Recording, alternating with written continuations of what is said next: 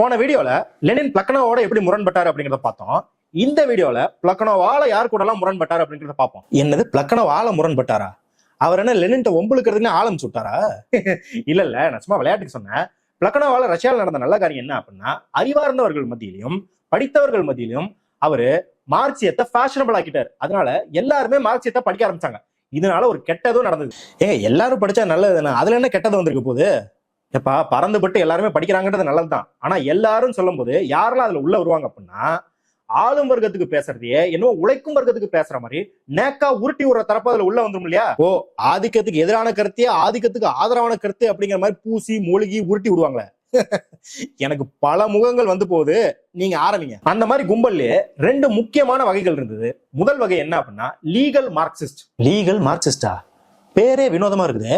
இவங்க கருத்து எவ்வளவு வினோதமா இருந்திருக்கும். இவங்க என்ன கருத்தை முன் வச்சாங்க அப்படின்னா, மார்க்சியம் மக்கள் விடுதலைக்கு சொல்ற எல்லா தீர்வுமே சட்டத்தின் வழியாகவே சென்று சாதிச்சிடலாம் அப்படிங்கறதா. ஏங்க சட்டத்துக்கு கட்டுப்பட்டு நடக்கணும் அப்படின்னு சொல்றதெல்லாம் தப்புங்களா? மார்க்சியம் அப்படிங்கிறது இந்த சட்டம் அரசியல் எல்லாத்தையும் தள்ளி வச்சுட்டு அறிவியல் பூர்வமாக சமூகம் எப்படி இருக்குது, உலகம் எப்படி இயங்குது அப்படிங்கறத பார்த்து அந்த மதிப்பீடுல இருந்து வர முடிவுகளை வச்சுக்கிட்டு நடைமுறையில என்ன அரசியல் செய்யலாம் அப்படிங்கறதா. இப்ப சட்டத்தை நீ மீறலாமா இல்ல கட்டுப்படலாமா அப்படிங்கிறது நடைமுறையை பொறுத்ததுடைய மார்க்சிய தத்துவத்தை பொறுத்தது கிடையாது. ஐயா வழக்கம் போல ஒண்ணும் புரியலங்க, ஒரு எக்ஸாம்பிள் சொல்லுங்க. சரி, ரொம்ப காலத்துக்கு முன்னாடி நம்ம நாட்டிலே எப்ப சுதந்திரத்துக்குலாம் முன்னாடி தீண்டாமை அப்படிங்கிறது சட்டப்பூர்வமாவே அங்கீகரிக்கப்பட்டதாக இருந்தது.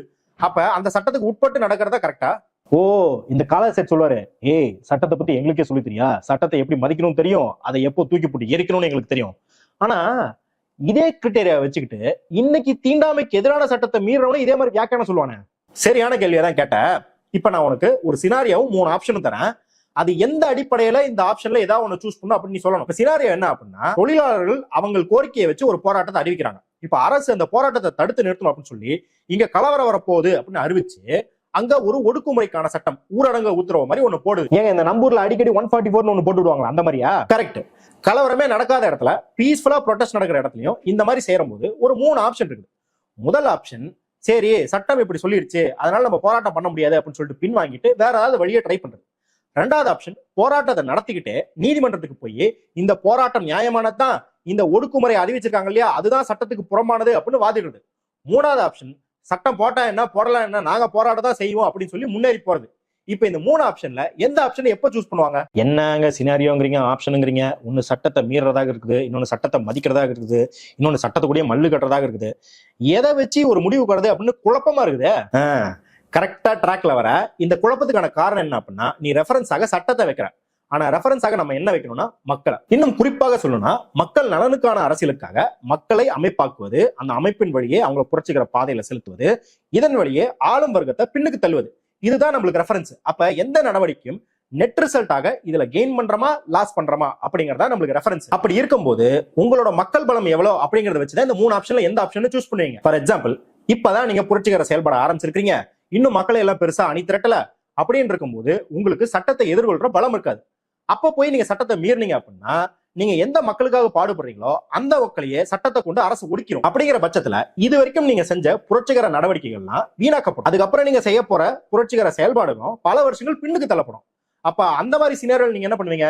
சட்டத்தை மீறாம இல்லப்பா நம்ம வேற ஏதாவது ஆல்டர்னேட்டிவ் யோசிக்கலாம் அப்படின்னு யோசிப்பீங்க. ரெண்டாவது சினாரியோ, நீங்க ஓரளவுக்கு மக்கள்லாம் அமைப்பாக்கிட்டீங்க, சட்டத்தோட மோதலாம் அப்படின்னா சட்டத்தை அதோட லிமிட்டுக்கு புஷ் பண்ணுவீங்க. மூணாவது சினாரியோ, நீங்க புரட்சியே நடத்துற அளவுக்கு மக்களை ஒன்று திரட்டிட்டீங்க அப்படின்னா சட்டமாவது வெங்காயமாவது போடா அப்படின்னு சொல்லி முன்னேறி போய்கிட்டே இருப்பீங்க. அப்ப நம்ம சட்டத்தை மீறமா கட்டுப்பட்டு நடக்கிறோமா அப்படிங்கிறது புரட்சிகர பாதையில எந்த அளவுக்கு மக்களை உள்ள கொண்டு வந்திருக்கோம் அப்படிங்கறது பொறுத்துதானே தவிர மார்க்சியத்தை சட்டத்துக்காக வளைக்கிறது கிடையாது. அப்படி வளைக்கிறது காலுக்காக ஷூ வெட்டுறதுக்கு பதிலா ஷூவுக்காக காலை வெட்டுற மாதிரி.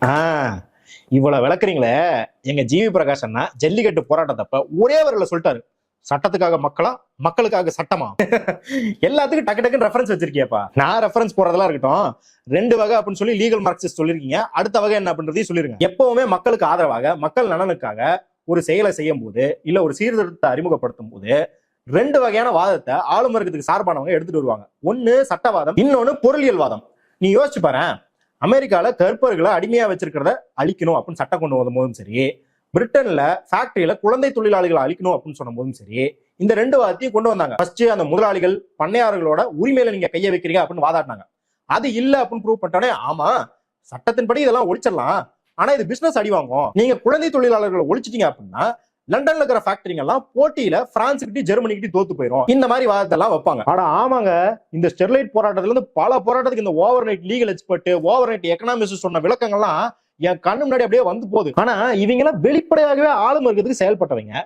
நீங்க சொல்றதோ மார்க்சியத்துக்குள்ள இருந்து ஆளும் வர்க்கத்துக்காக பொருளியல் வாதத்தை வச்சாங்க அப்படின்றீங்க. அதுதான் ஒரு குழப்பமா இருக்குது. அது எப்படி வினோதமாக இருக்குதா? ஆனா அதையும் செய்ய முடியும் அப்படிங்கறதுதான் ஆளும் வர்க்க அறிவுஜீவிகளோட திறமை. இப்ப நீ வேலைக்கு போற, மாங்குன்னு உழைக்கிற, பல ஸ்கில்ல வளர்த்திக்கிற, இதுக்கெல்லாம் அடிப்படை காரணம் என்ன? எதுக்கு? அதான் அந்த பாட்டு இருக்கே, ஒரு ஜானு வயிற்றுக்கு தான் எல்லாத்தையும் விற்கிறேன்னு. அதுக்கு தான். கரெக்ட். உனக்கும் சாப்பாடு வேணும் அப்படின்னு தான் நீ இவ்வளவு உழைப்ப போடுற. ஆனா அதுக்காக நீ பண்ற எல்லாமே சாப்பாட்டுக்காக தான் அப்படின்னு அனலைஸ் பண்ண ஆரம்பிச்சா எப்படி இருக்கும்? அதாவது இந்த இங்கிலீஷ்காரன் படத்துல வடிவேலு கல்யாணத்தை நிறுத்த பிளான் போடும்போது ஒருத்தர் மட்டும் பாஸ் இப்படி போனா சாப்பிடுற இடம் வந்துருவலன்னு கேட்டுட்டே இருப்பார்ல, அந்த மாதிரி பண்ணா உனக்கு கடுப்பாவுமா ஆகாதா? ஏங்க என்னதான் எல்லாத்துக்கும் ரெஃபரன்ஸ் போடுற அப்படின்னு சொல்லிட்டு நீங்களே இன்னைக்கு என்னடானா வடிவேல் ரெஃபரன்ஸ் போட்டுக்கிட்டு இருக்கீங்க. ஆமா, இந்த மாதிரி எல்லாத்தையும் கொண்டு போய் சாப்பாட்டுல கனெக்ட் பண்ற ஜீவனங்கள்லாம் பாத்துக்கிறேன். அதுங்கெல்லாம் பார்த்தாலே சமகாண்டாகும். ஆனா அதுக்கும் இந்த மார்க்சியத்துக்குள்ள இருக்கிற பொருளியல்வாதத்துக்கு என்னங்க சம்பந்தம்? உலகம் மக்களுக்கான அடிப்படை தேவைக்கான உற்பத்தியை சுத்தி தான் இயங்குது அப்படின்னாலும் அதை கொண்டே எல்லாத்தையும் தட்டையா தீர்மானிக்கிறது இருக்கு இல்லையா, அதுதான் மார்க்சிய போர்வையில பண்ற பொருளியல்வாதம். சரி, இது ஒரு கான்செப்டா புரியுது. ஆனா ரஷ்ய சூழலுக்கு இதை வச்சுட்டு அவங்க என்ன சொன்னாங்க? இப்ப பிரான்ஸ், இங்கிலாந்து போன்ற மேற்கத்திய நாடுகள்ல சமூகம் எப்படி டிரான்சிஷன் ஆச்சுன்னு மார்க்ஸ் சொன்னாரு. மார்க்ஸ் என்ன அப்படின்னு சொன்னாருன்னா, அங்கெல்லாம் நிலப்பிரபுத்துவம் இருந்தது, அப்ப மன்னராட்சி இருந்தது. அதுக்கு அடுத்த கட்டமாக முதலாளிகள் அவங்க எல்லாத்தையும் வீழ்த்திட்டு ஒரு ஜனநாயக ஆட்சி அமைச்சாங்க. அதுல முதலாளிகள் ஆளும் வர்க்கமானாங்க. அதுல இருந்து அடுத்த கட்டமாக சமூக சோசியலிசத்துக்கு போவோம் அப்படின்னு சொன்னாரு. கரெக்ட். இதையே கொண்டுதான் அந்த அறிவுஜீவிகள் என்ன சொன்னாங்க அப்படின்னா, ரஷ்யால பாருங்க ஜார் மன்னன் தான் இருக்கிறான், அப்ப இப்ப வரப்போறது ஜனநாயக புரட்சி தான், அதனால புரட்சிக்கு உழைக்கும் வர்க்கம் தலைமை ஏற்க தேவையில்லை, முதலாளி வர்க்கம் தான் தலைமை ஏற்கணும், அவங்க தலைமையில புரட்சி அதுவா தானே நடக்கட்டும், நம்ம போய் கான்சியஸா அதுல தலையிட தேவையில்லை, நம்ம சின்னதாக இந்த தொழிலாளர்களோட கூலி உயர்வு, விடுமுறை, வேலை நேரம், அந்த மாதிரி பொருளியல் கோரிக்கைகளை மட்டும் வச்சுட்டு புரட்சியில தலையிடாம இருக்கிறது தான் மார்க்சியத்தோட கரெக்டான வேலை அப்படின்னு பயங்கரமா வாதிட்டாங்க. ஏங்க அவங்க சொல்றது வரலாற்று பூர்வமா கரெக்டா தானே இருக்குது, அதுவும் ரஷ்ய சூழலுக்கு பொருத்தி பார்த்தா அப்படியே கச்சிதமா இருக்குது. இல்ல, லெனின் அதை முற்றிலும் மறுத்தார். அவர் என்ன சொன்னார் அப்படின்னா, வரலாறுல அது தானாக அப்படி நடந்தது அப்படிங்கறதுனால இங்கேயும் அப்படியே தான் நடக்கணும்ன்ற அவசியம் கிடையாது, நம்ம அதை மாற்றி அமைக்கலாம். ஏன் அப்படின்னா மார்க்சியம் அப்படிங்கிறது வரலாறு அது போக்குல தானா போவோம், நம்ம அப்படியே ஓரமா நின்று வேடிக்கை பார்ப்பது இல்ல. மார்க்ஸே என்ன சொல்லிருக்காரு? Philosophers so far have interpreted the world. The point, however, is to change it. அதாவது தத்துவவாதிகள் இது வரைக்கும் உலகத்தை புரிஞ்சுக்க தான் ட்ரை பண்ணாங்க, ஆனா நம்ம தத்துவமானது உலகத்தையே மாத்த போகுது அப்படின்னு சொன்னாரு. அப்படின்னா என்ன அர்த்தம்? நம்ம இதுக்குள்ள கான்சியஸா தலையிட்டு இந்த போக்க மாத்தலாம் அப்படின்னு அர்த்தம். அப்ப லெனினுக்கு இருந்த டிஸ்அக்ரிமெண்ட் கான்சியஸா தலையிடுறதா இல்லையா தானே?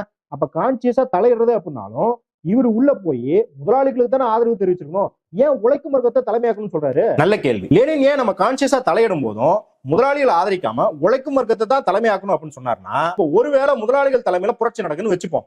இப்ப ஜார் மன்னன் ஆல்ரெடி இருக்கிற சொசைட்டில முதலாளிகள் மக்கள் எல்லாத்தையும் சேர்த்து ஒரு 100 ஒடுக்குமுறையை செலுத்துறான். அதுல 20 ஒடுக்குமுறை முதலாளிகள் மீது செலுத்துறான், 80 ஒடுக்குமுறை மக்கள் மீது செலுத்துறான். அப்படின்னா இந்த புரட்சியை கொண்டு வர முதலாளிகள் அந்த 20 மட்டும் அழிச்சிட்டு மிச்சம் இருக்கிற 80 ஜார்மன் இவங்க வாங்கிக்குவாங்க. ஏன்னா புரட்சிக்கு அப்புறம் இவங்க மக்களை ஒடுக்கணும் இல்லையா? அப்ப இந்த நிலைமையானது எப்படி இருக்கும் அப்படின்னா, இவங்க உதாரணம் காட்டுற பிரெஞ்சு நாட்டிலே அதுக்கு ஒரு பழமொழி இருந்தது. அது என்ன சொல்லுச்சுன்னா, வடது தோல்ல மாட்டிருக்கிற துப்பாக்கியை தூக்கி இடது தோல்ல மாட்டினது. அதாவது ஜார்மன் கையில இருக்கிற அதிகாரத்தை தூக்கி முதலாளிகள்கிட்ட கொடுத்ததா தான் இருக்க முடியும், அதுல மக்களுக்கான புரட்சின்னு எதுவுமே இருக்காது. இந்த 100ம் ஒழிய வேண்டும் அப்படின்னா நீங்க உழைக்கும் மக்களை தான் தலைமையாக்கணும் அப்படின்னு லெனின் சொன்னார். மாசான ஆளா இருப்பார் போலியே, எல்லாத்தையும் இவ்வளவு கச்சிதமா வளர்க்கிருக்காரு. நம்ம ஒரு குட்டி சமரைசேஷன் மாதிரி பண்ணிப்போம். போன வீடியோல இருந்து என்னென்ன பாத்துக்கிட்டு இருக்கோம்? உழைக்கும் வர்க்கத்துக்கும் விவசாய வர்க்கத்துக்கும் கூட்டணி அமைக்க, தனி மனித பயங்கரவாதத்துல இருந்து வெளியே வந்து ஆளும் வர்க்கம் நடத்துற தாக்குதலையே எதிர்கொள்ற அளவுக்கு மக்களை தயார்படுத்தணும். இந்த லீகல் மார்க்சிஸ்ட், எக்கனாமிஸ்ட் போல எதுவுமே பண்ணாம சொகுசா இருக்கிறதுக்குன்னு மார்க்சியம் பேசாம நடைமுறையில மக்களோட சேர்ந்து இயங்குவதற்கும் மக்களை அமைப்பாக்குவதற்கும் செயல்பட்டுக்கிட்டே இருக்கணும். இப்ப இந்த 3 காரியத்தையும் செய்யணும்னா என்ன பண்ணணும்? கூட்டணி அமைக்கணும், மக்களை அமைப்பாக்கணும், இது பண்ணணும். ஏங்க என்ன தம்பி ஷாக் ஆவற? கட்சி கட்டுமாங்க. இது நாள் வரைக்கும் கட்சியை கட்டிட்டு தான் மக்களுக்கு என்ன அப்படிங்கறத யோசிச்சு பார்த்திருக்கேன். இப்படி மக்கள் தேவையில இருந்தே கட்சி எழுது அப்படிங்கறது இப்பதாங்க புரிஞ்சுக்கிறேன். கரெக்ட். கட்சி கட்டினாரா இதெல்லாம் சாதிக்க முடியும். அதனால அடுத்த வீடியோல லெனின் எப்படி கட்சி கட்டினாரு, எதன் அடிப்படையில கட்டினாரு, யாரு கூட முரண்பட்டாரு, அதையெல்லாம் எப்படி கடந்து வந்தாரு அப்படிங்கறத பார்ப்போம்.